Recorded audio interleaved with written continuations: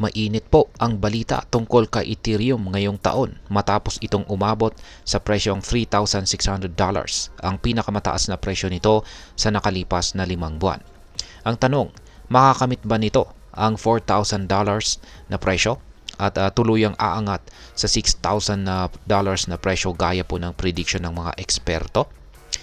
At ayan, sa video po na ito ay bibigyan natin ng mas detalyado at malinaw na paliwanag kung bakit po nagkaroon ng bullish momentum si Ethereum at kung ano ang implikasyon nito para sa atin bilang mga Pinoy crypto enthusiast.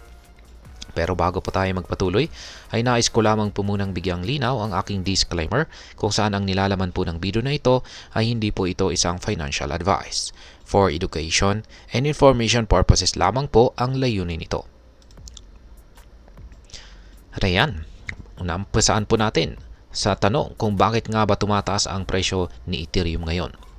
Si Ethereum ay kasalukuyang nakakaranas po ng bullish momentum na nagmumula sa ilang mahalagang technical na signal at market factors.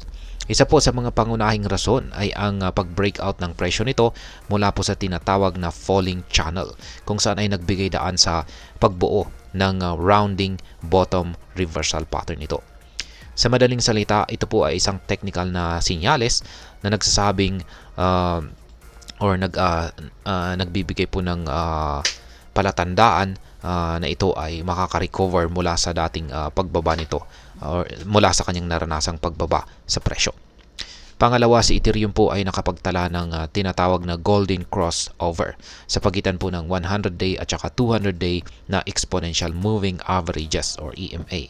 Kapag nangyari po ito ay madalas itong itinuturing na sinyales ng sinyales para sa isang long-term upward trend sa market.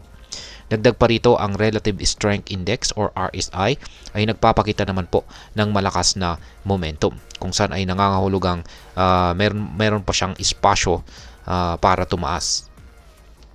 Ngayon ay ang tanong ay makakamit nga ba talaga ni Ethereum ang presyong $600,000? Ayon po sa crypto analyst na si Ginong Ali Martinez ay nananatiling positibo ang mid at saka long-term outlook ni Ethereum. Batay po sa kanyang pagsusuri, ang kasalukuyang rally ay nasa gitnang bahagi ng rising channel pattern sa weekly chart. Kung ang presyo po ay magtuloy-tuloy pataas at malampasan ang resistance level na $4,000, malaki po ang tsansa na abutin nito ang target na $6,000 sa midterm. Bukod pa rito, ang 78.6% ng Fibonacci retracement level ay nakapagtala ng breakout kung saan ay posibleng magsilbing springboard para sa mas mataas na presyo. Gayunpaman ay may mga mahalagang resistance na kailangang lampasan ni Ethereum tulad po ang presyong $4,091 bago maabot ang presyong $6,000. Sa kabilang banda, ang suporta po ng presyo or support ay ito naman po ay nakapwesto sa mga presyong $3,300 at saka $3,000. Ayan. Ngayon ay ano naman po ang maaring maging epekto nito para sa atin bilang mga Pinoy crypto enthusiast.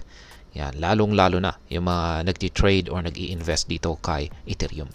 Para sa atin, ang patuloy po na pag-angat ni Ethereum ay maaring magdala ng parehong oportunidad at risk. Kung si ETH ay tunay na si ETH ay magagawa niyang akyatin ang presyong $6,000, malaking kita po ang posibleng makuha ng mga nagho-hold nito ngayon. Gayunpaman, ang ganitong rally ay laging may kaakibat po na posibilidad na market correction, kaya't mahalaga po ang tamang diskarte. Kung balak mo pong magdagdag ng ETH sa iyong portfolio, ang kasalukuyang presyo po ay maaring maging entry point. Ngunit tandaan na ang volatility po ng crypto market ay hindi dapat po baliwalain. Para sa mga long-term investors, maaring ito po ang tamang panahon upang mag-hold, lalo na kung naniniwala kang maaabot ni Ethereum ang presyong $10,000 sa hinarap. Ngayon ay ano naman po ang aking masasabi tungkol dito? Si Ethereum ay isa po sa mga pinakasikat at maaasahang cryptocurrency sa buong mundo. Kaya't hindi naman po nakakagulat na marami ang positibo na potensyal nitong umabot sa presyong $6,000 or higit pa. Gayunpaman, ang mga ganitong prediction ay dapat pong balansehin sa pamamagitan ng maingat na pag-aaral at pagsasaalang-alang sa personal na risk tolerance. Kung ikaw ay isang Pinoy crypto trader or investor, ang mahalaga po ay laging magkaroon ng malinaw na plano. Huwag pong magpapadala sa hype at siguraduhin ikaw ay handa sa anumang posibleng senaryo sa market. At ayan, hanggang dito na lamang po tayo sa video na ito mga ka-crypto. Sana po ay inyong nagustuhan ang aking paliwanag sa video na ito. Kung inyo po itong nagustuhan, pakiclick lamang po ang like button nito. Marami pong salamat sa panonood, ingat po tayo lagi, at God bless po sa ating lahat.